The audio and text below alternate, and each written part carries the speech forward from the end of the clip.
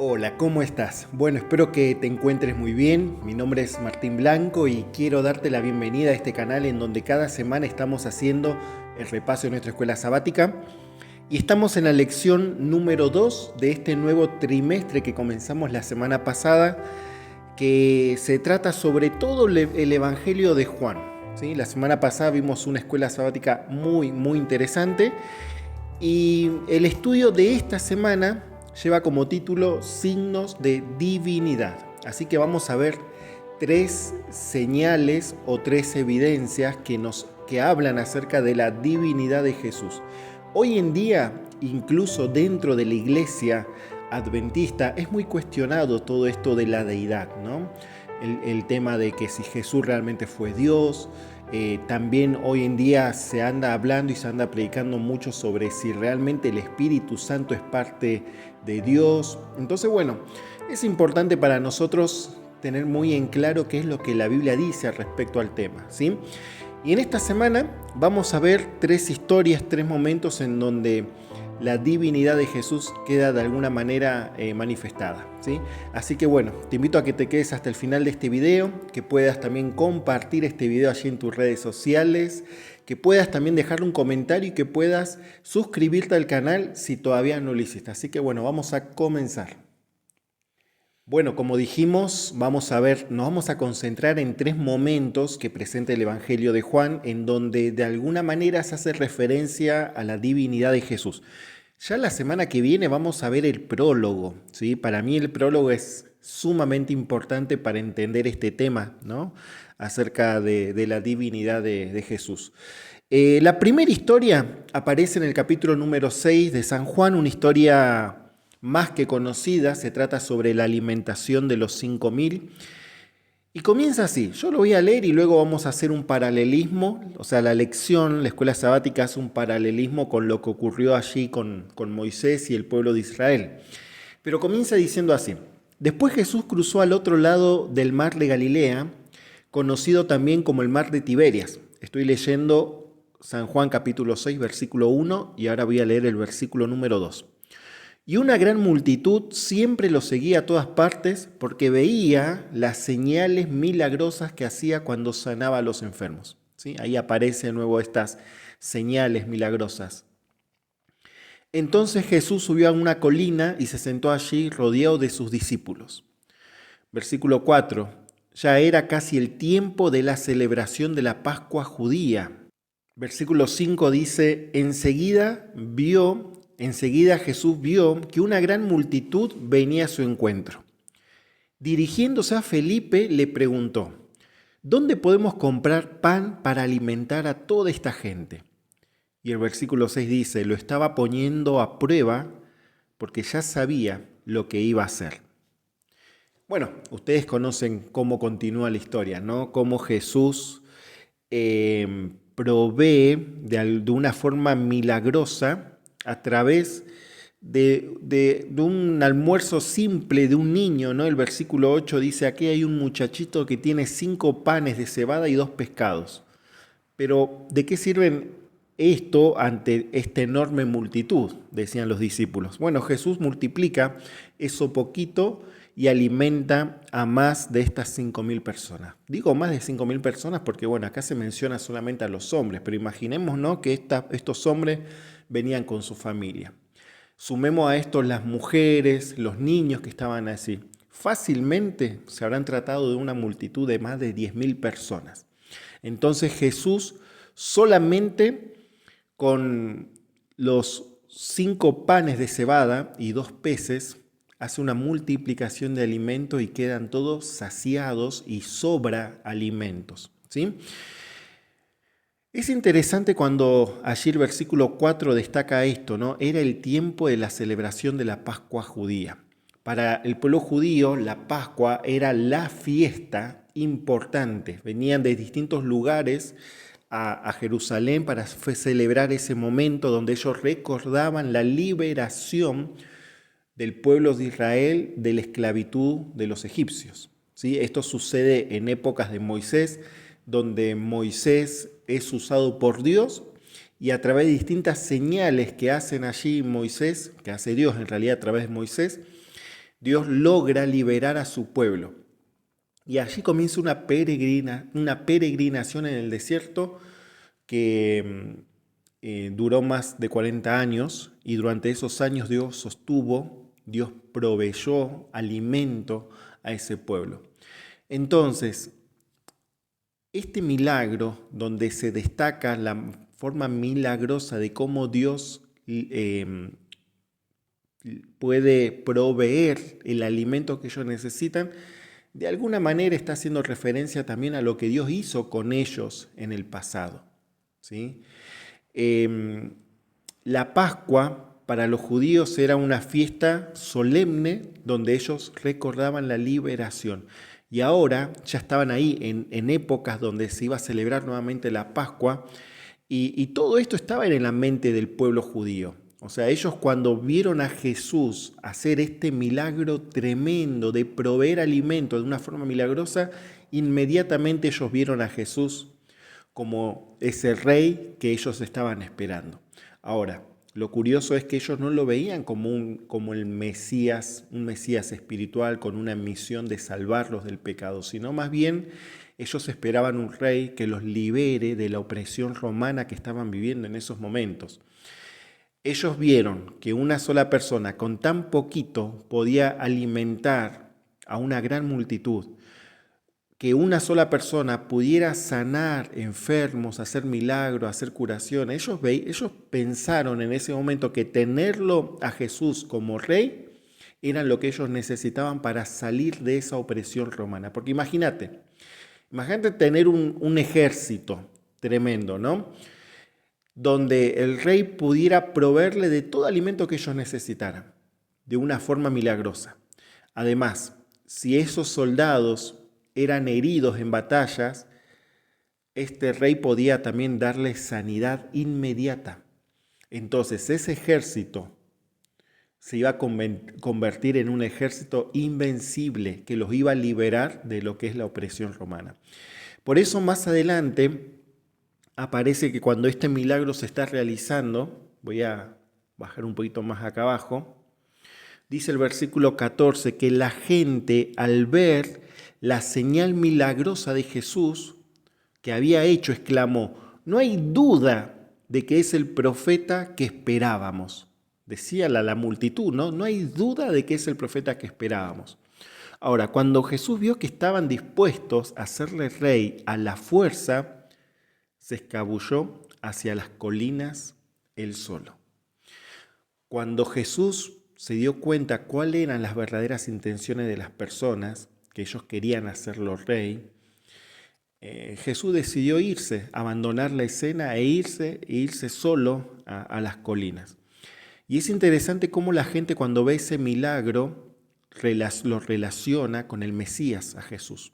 ¿Sí? O sea, ellos en ese momento, cuando vieron el milagro de la multiplicación de los alimentos, dijeron: este es el profeta que estábamos esperando, este es el que de alguna manera anunciaban las Escrituras. Ahora, ellos se acercaron a Jesús, pero con las motivaciones incorrectas. Se acercaron a Jesús por lo que Jesús podía hacer por ellos, como decimos nosotros acá en Argentina, por los panes y los peces, ¿sí? ¿Cuántas veces a nosotros nos puede pasar esto, ¿no?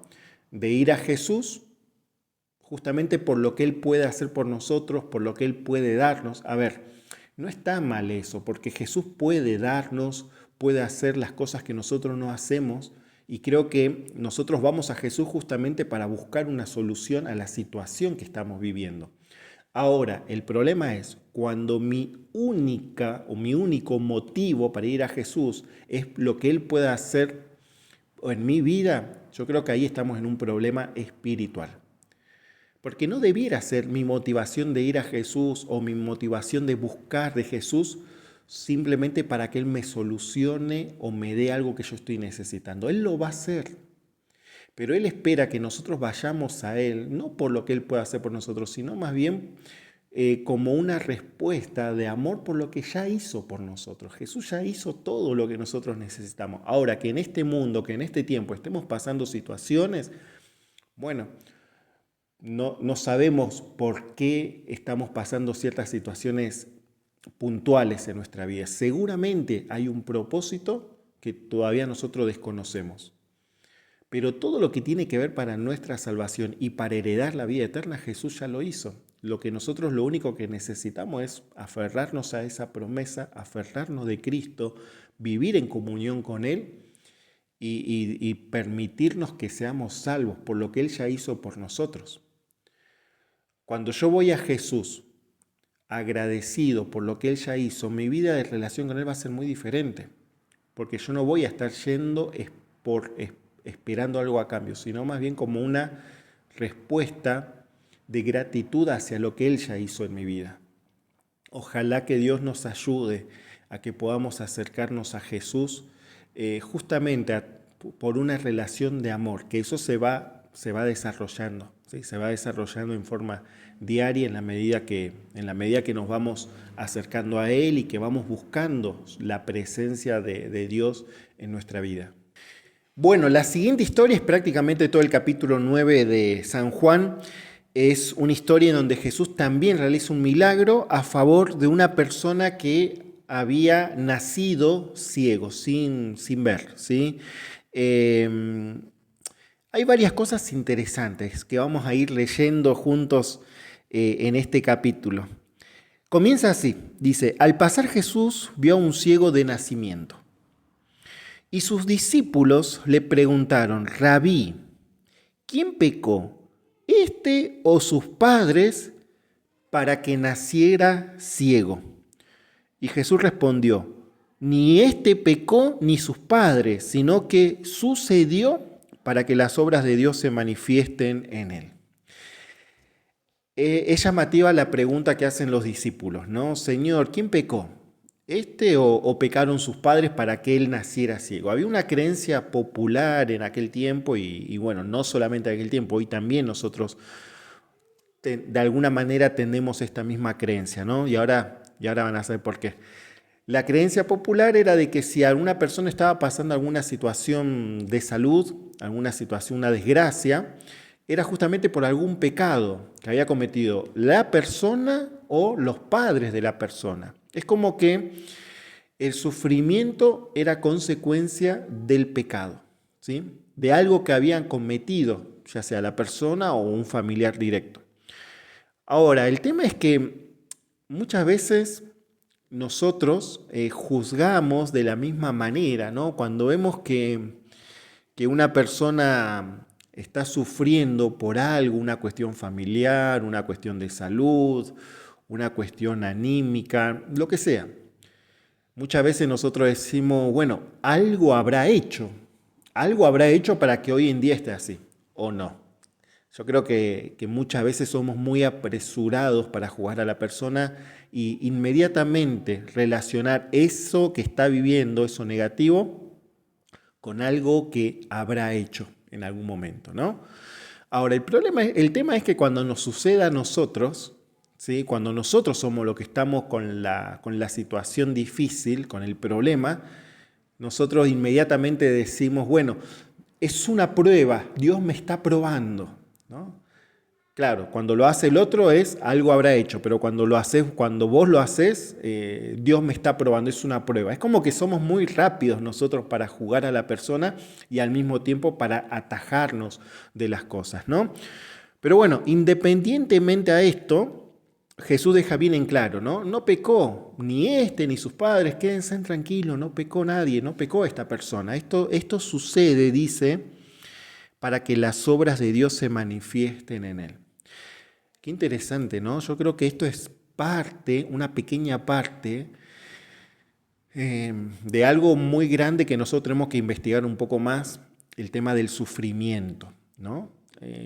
A mí es un tema que me llama mucho la atención y que cada vez uno está más atento a este tema, ¿no? El tema del sufrimiento, según lo que la Biblia habla sobre esto. Hay mucho para estudiar sobre este tema, ¿no? A veces nosotros somos muy simplistas cuando hablamos del sufrimiento, pero creo que lo que dice Jesús es algo muy importante, ¿no? Esto sucedió para que las obras de Dios se manifiesten en él. O sea, esa situación que este hombre venía trayendo desde nacimiento, bueno, sucedió por un propósito, por una causa, algo iba a suceder en algún momento de su vida. Dios iba a utilizar eso en algún momento de su vida, ¿no? Entonces, la historia dice que Jesús, a través de un acto, versículo 6, Jesús sana a esta persona. Fíjense en cómo. Dice, Jesús escupió en la tierra, hizo lodo con la saliva y con el lodo untó los ojos del ciego. Y le dijo, ve y lávate en el estanque de Siloé, que significa enviado. Y el ciego fue, se lavó y regresó viendo. Entonces los vecinos y los que antes lo habían visto ciego decían, ¿no es este el que se sentaba a mendigar? Unos decían, ¿es él? Y otros, a él se parece. Y él decía, sí, soy yo. Yo soy esa persona que antes estaba ciega, pero que ahora veo, ¿no? Que me impresiona realmente, ¿no? Cómo esta persona cuando se encontró con Jesús no veía desde su nacimiento, nunca había visto la luz del sol, nunca había visto el rostro de sus padres, nunca había visto a Jesús.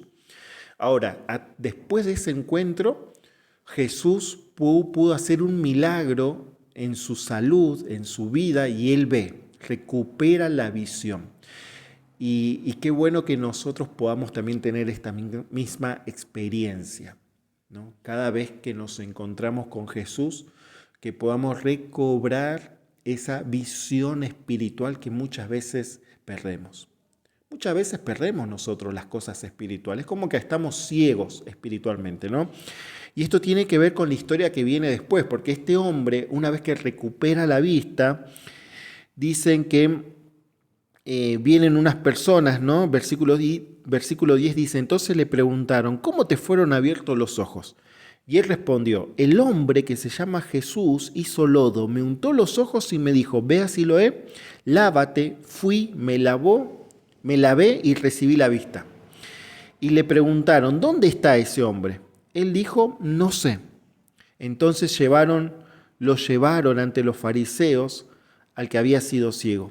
Y era sábado, cuando Jesús había hecho lodo y le había abierto los ojos. O sea, ya había un motivo para acusar a Jesús, porque Jesús había hecho lodo, había escupido a tierra, entonces eso ya era suficiente para acusarlo a Jesús de que había profanado el día sábado. Fíjense, ¿no? Los fariseos como extremistas, fanáticos, como veían en ese acto sencillo ya una forma de adulterar o profanar el día sábado. Dicen los fariseos, versículo 15, los fariseos le volvieron a preguntar, ¿de qué manera había recibido la vista? Y él respondió, me puso lodo sobre los ojos, me lavé y ahora veo. Entonces algunos fariseos decían, este hombre no es de Dios porque no guarda el sábado. Otros decían, ¿cómo puede un hombre pecador hacer estas señales? Y había disensión entre ellos. O sea, frente al mismo milagro, habían algunos que decían, no, este no puede ser de Dios porque está profanando el sábado. Y había otras personas que ya empezaban a tener cierta curiosidad, y este acto empezó a generar algunas preguntas, ¿no? ¿Cómo puede ser que este hombre pecador haga estos milagros, ¿no?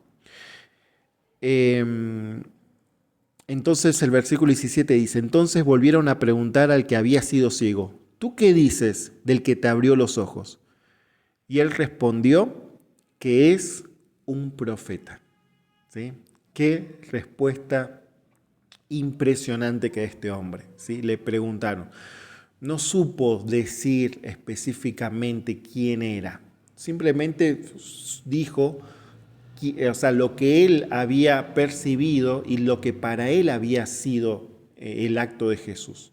¿Sí? Él, al decir que era un profeta, ¿sí?, se dio cuenta de que Jesús no era alguien normal o alguien ordinario del pueblo, sino que alguien que tuvo la capacidad, el poder de devolverle la vista. Qué bueno que es cuando nosotros podemos reconocer a Jesús en nuestra vida, porque a veces nos pasan situaciones donde estamos lidiando con nuestra ceguera espiritual y no vemos, no reconocemos que Jesús está ahí al control, que Jesús está guiando las cosas. Eso a nosotros nos produce miedo, nos produce ansiedad, nos produce desánimo. Pero me parece que cuando nosotros fortalecemos la visión espiritual, que esto tiene que ver con en cómo está nuestra relación con Dios, ¿sí? Yo creo que vamos a poder discernir un poquito mejor la realidad que vivimos. Y en ese discernir un poquito mejor vamos a ver que Jesús está al control, que Jesús está guiando las cosas. Aunque las cosas no estén como nosotros quisiéramos, pero Él está ahí guiando tu vida, guiando tu situación, guiando tu matrimonio, guiando tus hijos, guiando tus estudios, guiando tu trabajo, todo. Todo está en las manos del Señor, solamente que a nosotros muchas veces la duda, la incredulidad nos hace perder esa visión espiritual. Finalmente, en este milagro quedó totalmente expuesto quién eran realmente los que estaban ciegos. Este hombre estaba ciego de nacimiento, pero fue curado. Pero habían personas que eran más ciegos, porque veían cosas de Jesús, pero no querían ver. No porque tenían algún impedimento físico, sino que la ceguera era una ceguera espiritual, una ceguera que estaba en su corazón y no les dejaba reconocer ni aceptar a Jesús como realmente Él era. La historia que acabamos de estudiar, la historia que acabamos de repasar de este hombre que había nacido ciego y que luego recuperó la vista, afirma el dicho que Jesús había pronunciado, que Él es la luz de este mundo. Ahora, esta tercera historia, que tiene que ver con la resurrección de Lázaro, también reafirma algo que aparece en el prólogo, ¿no? Como Jesús el dador de la vida, como Jesús el origen de la vida. Entonces, el capítulo 11 del Evangelio de San Juan, una historia también sumamente conocida, no vamos a leer todo el capítulo porque ya lo leíste en la semana. Entonces nosotros lo que hacemos es simplemente un repaso. Y esto yo le digo siempre a los maestros de escuela sabática cuando hacen el repaso de la lección allí los sábados de mañana. No es estudiar toda la lección, no es estudiar sábado, domingo, lunes, martes, miércoles, jueves y viernes. Es un repaso. Vos tenés solamente 45 minutos para hacer el repaso de la lección. Entonces tenés que tocar los puntos más importantes o los puntos más aplicables de la lección, ¿sí? Entonces esto es un repaso.